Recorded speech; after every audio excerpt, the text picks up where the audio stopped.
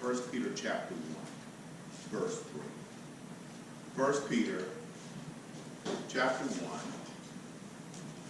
starting in verse 3. Paul is writing a letter to those who were called strangers scattered, literally meaning sojourners, those who were without a home. They found themselves really scattered really throughout the whole world, and this letter was written by Peter to encourage them that God had not forgotten them. He knew who they were. He knew where they were. And he knew the plan he had for them. As I thought about this morning, I thought, we too can find ourselves at times scattered. The cares of this world, problems that come up, uncertainties, trials, distress, past, you name it. There's a list of things that can cause us to be scattered, uncertain, insecure. Do you know that they say the majority of addictions that happen to people is not by choice, but it's by not knowing how to address their insecurities? There's something that happens in everybody's life that is a mark, if you will, or a stimulus for causing them to do the things they ought not do and then feeling guilty about it and then doing it all over again. People don't just wake up and say they're going to wreck their lives. We need to remember that too. People don't willfully decide to wreck their lives, but they find themselves in a mess, and as a result, they wreck. And they find themselves in a cycle. Peter gives a promise here, and he talks about our attitude, God's promise, and our future as we go through this thing called life. He begins by telling them, if you notice in verse 3, give praise to God, our Father, and the Lord Jesus Christ, because in his great mercy, he has given you something. This is something that we all, as believers, have. And note the caveat here is as believers. We have new birth. You have been born again. You are now of a new parentage. And I think sometimes we forget that. We forget as we go through trials that we now are new creatures, that the old is gone and the new has come. And we find ourselves acting the way we used to instead of acting the way we are, as whose we are.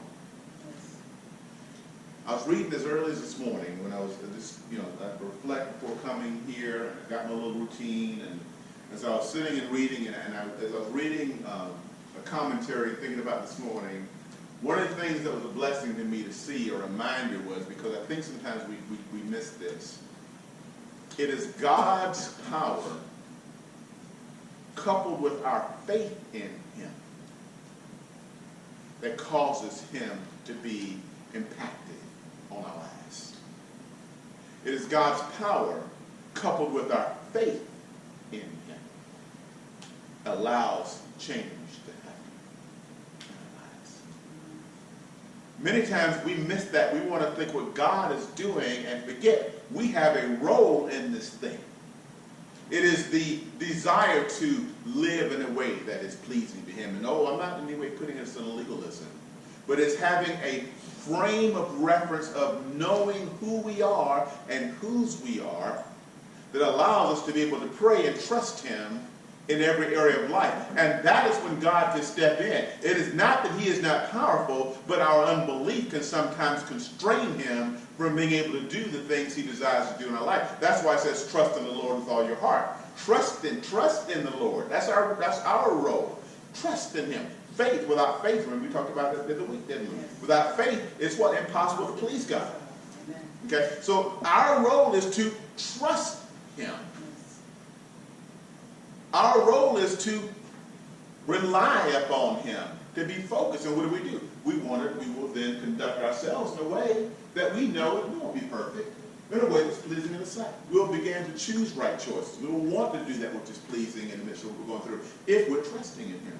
And so I want to make sure we think about that. So he has given us what? New birth. It is manifested that way. And look what he gives us, into a living hope. That's what he wants us, that faith is going to be something that is, it will manifest itself. We will see the results of it through the resurrection of Christ. Don't miss this, because it is not what we have done, but it's what Christ has done for us through Jesus Christ from the dead. And into, don't miss this, an inheritance. There was a bumper sticker. There's a senior citizen. Senior citizen had a very nice Corvette, and he had on the back of his bumper, "I am spending my children's inheritance."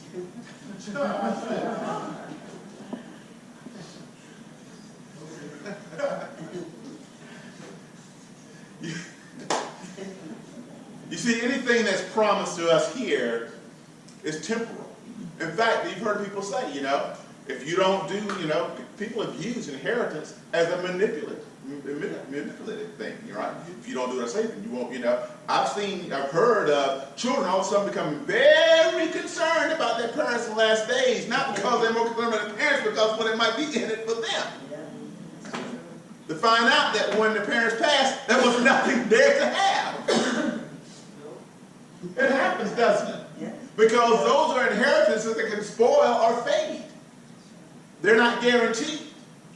But what we see here is there is an inheritance that can never, see, that was known even in this day, that could never perish, spoil, or fade. It is kept in heaven for you.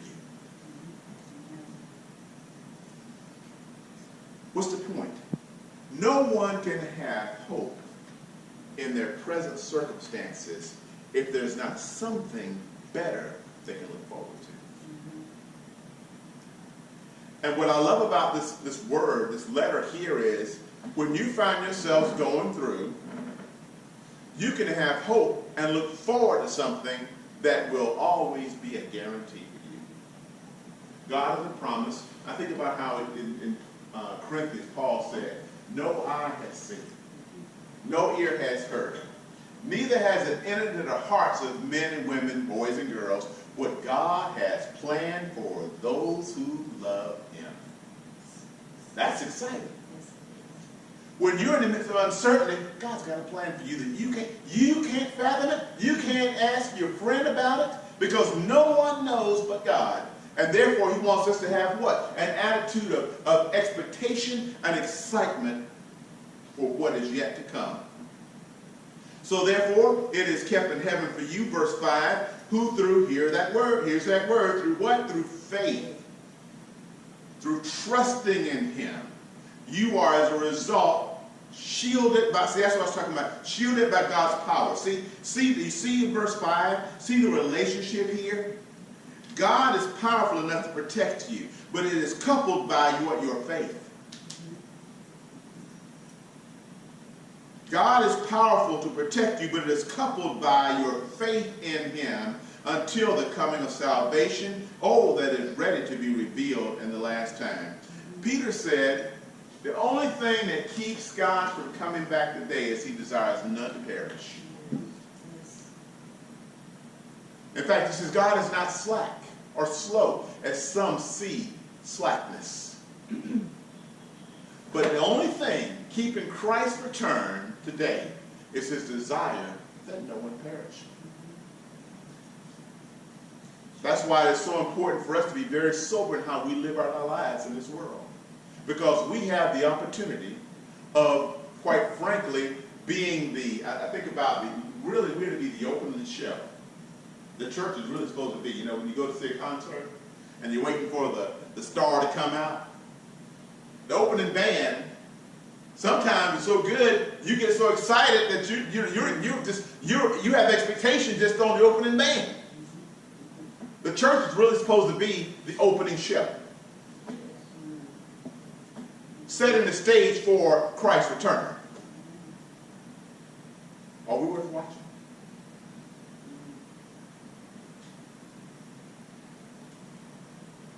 Does the church church hold the attention of the world? Or even draw the attention of the world? Until really the star. Because that's what our role is. We are to represent what is yet to come.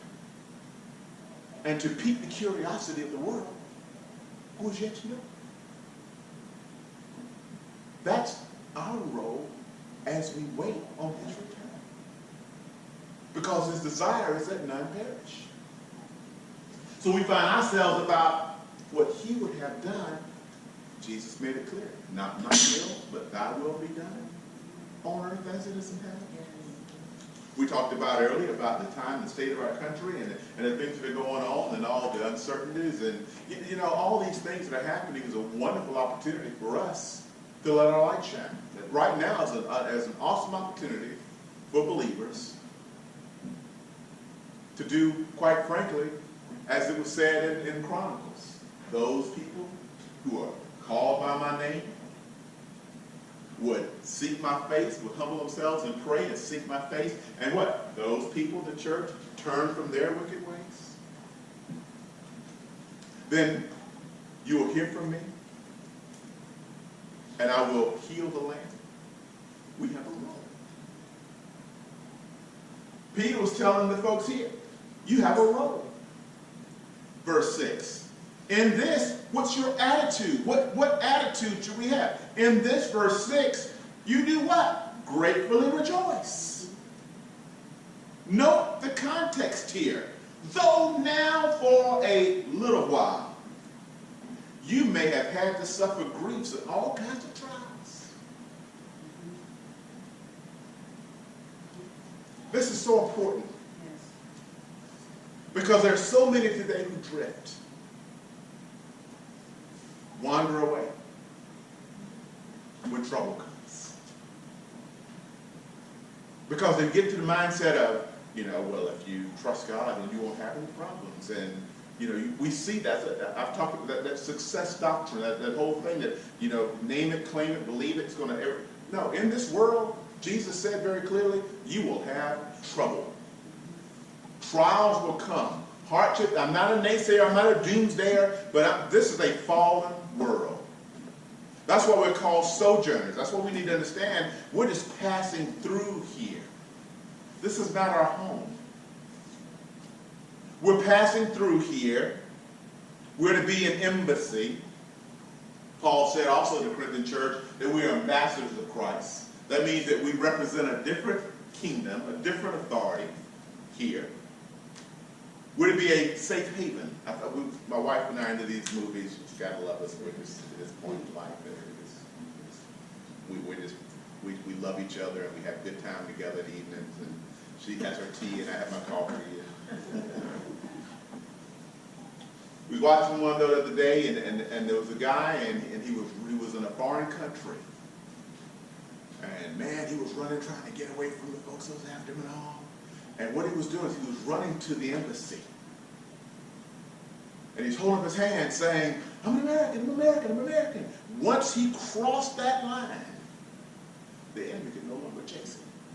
They had to freeze. And he found himself safe. And that picture of that person running from an enemy to find safe haven, that once he crossed that line, the enemy could no longer even pursue him. And now he found himself safe. You are Christ's ambassadors. That is who we are to be. To represent a different kingdom in a foreign land. And those who come to him, the enemy can no longer pursue. And they have safe haven in the midst of a foreign entity. And that's who we're to be.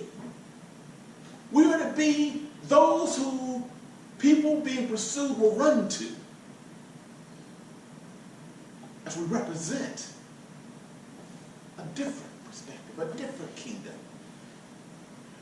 And when we find ourselves in Christ, we should always recognize the enemy has no dominion over you. No weapon formed against you will prosper. You do not have to fear. You find yourself like David. The Lord is my shepherd. I shall not be in want. He knew what it meant to be. Remember, David was pursued by all sorts of enemies. You understand what it means? He makes me lie down in green pastures.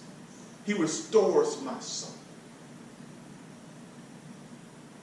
We begin to understand. He makes a table for me in the presence of mine enemies, and my cup overflows. He anointed my head with oil. Surely goodness and mercy will follow me all the days of my life, and I will dwell in the house of the Lord forever. We begin to understand that refuge.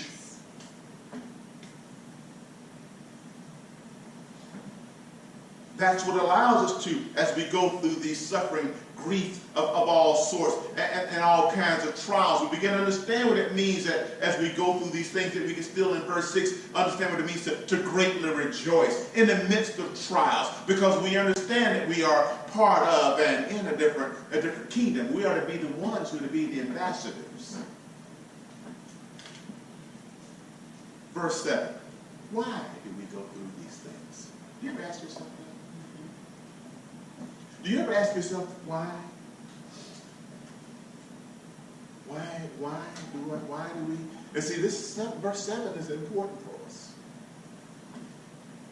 Because trouble has a way of just kind of catching you off guard. It does. We can have circumstances that are not good, that we know in advance. And what does that give us an opportunity to do? Prepare. We can make adjustments, can't we? We can look for resources. We can kind of get ready for it. I think it was like sandbagging up before the storm comes. We can do things. We can board up our windows. We can get ready for the storm. But every now and then, the storm comes in the middle of the night. Every now and then, we get caught off guard. Out of nowhere. You can't react. We can't respond. It's just there. Why do these things happen? Verse 7. These have come so that your faith. Hebrews 11. Now, faith is the substance of things hoped for, evidence of things we do not see. So that your faith, Hebrews 11:6, without faith it's impossible to please God. For you must first believe that he is, and he richly rewards those who diligently seek after him. For your faith, of greater worth than gold. The most important thing that you have is your faith. In the midst of trials, in the midst of an economic problem, a downturn, people will want to take their assets and they transfer them into something that is tangible. That's why people buy gold. That's why they want gold and precious stones and diamonds. They want that because that is something that holds its value in the midst of an economic downturn. Money becomes nothing but paper.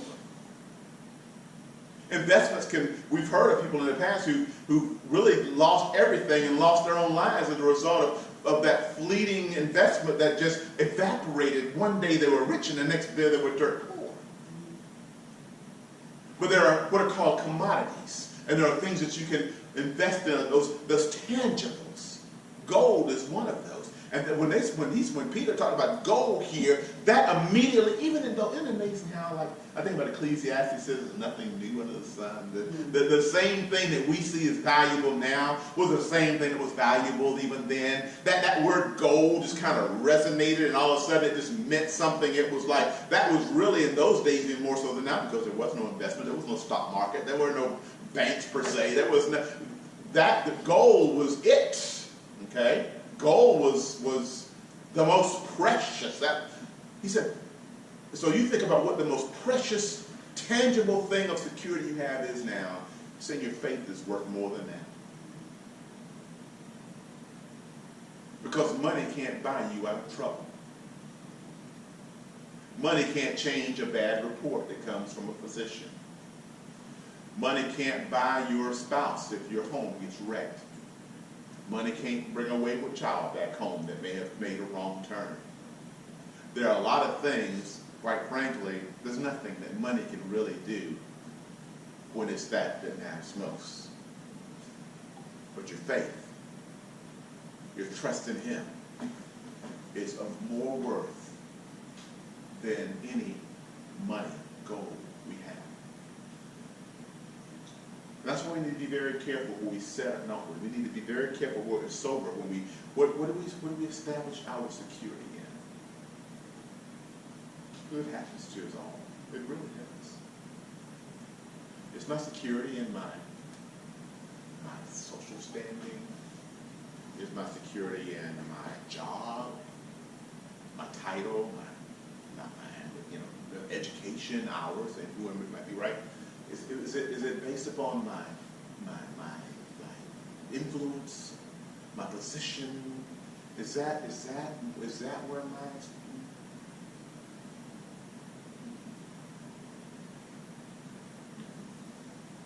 that's false. The only thing that will allow any man, woman, boy, or girl to consistently stand in good times or bad times. And I think about the vows we have with our beloved ones, in sickness or in health, until death do us part. It's our faith in God. That is the only thing that will allow you and I to consistently be able to be, as Paul said, after we've done everything to stand, to be able to keep on standing. It's the only thing that allows, like Jesus says, do not worry about tomorrow because the day has enough cares of its own. It's the only thing that will let us be, as Paul said, to be anxious about nothing, but in everything with prayer and supplication with thanksgiving, let our requests be known to God. It's the only thing. It's the only thing. It's the only thing that allows us to have some semblance of stability. It's our faith. And there are times when I have said to myself, Lord, I could not imagine how I would not deal if I did not believe in you.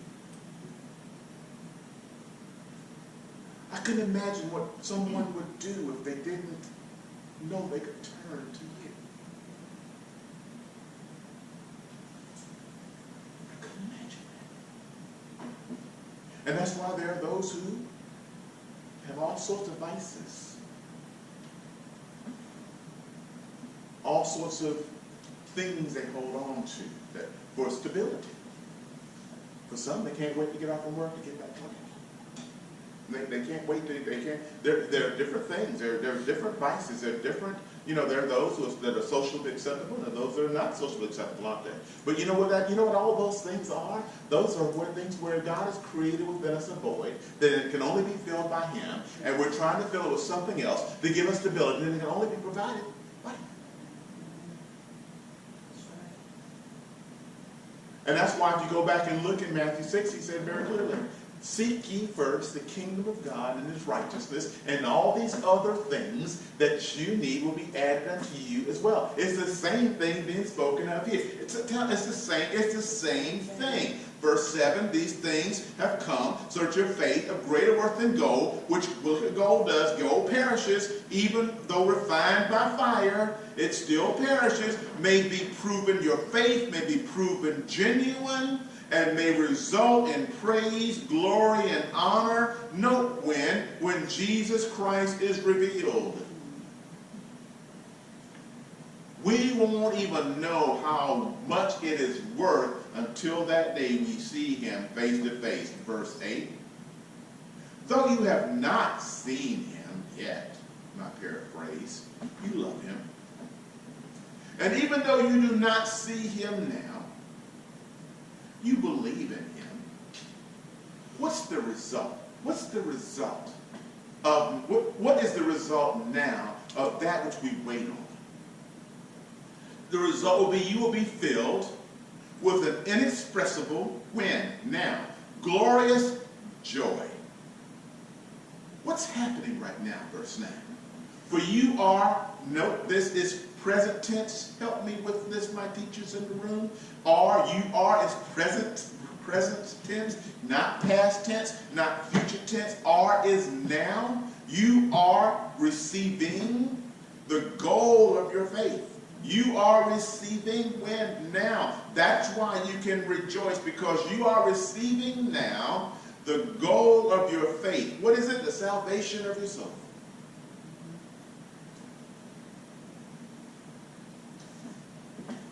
Now,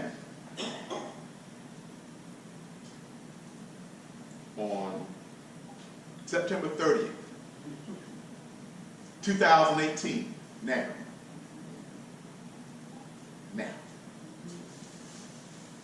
you are receiving the most important gift. The assurance that God's got you.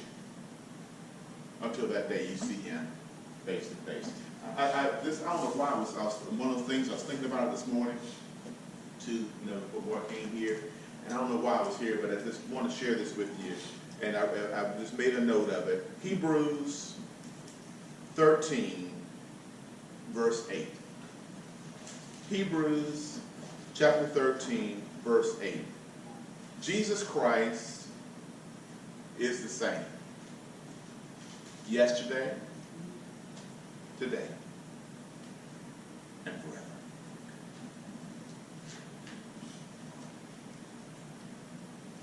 Things may change. People may change. Your circumstances will change. But Jesus is the same. What does that mean? He's consistent. What does that mean? You can depend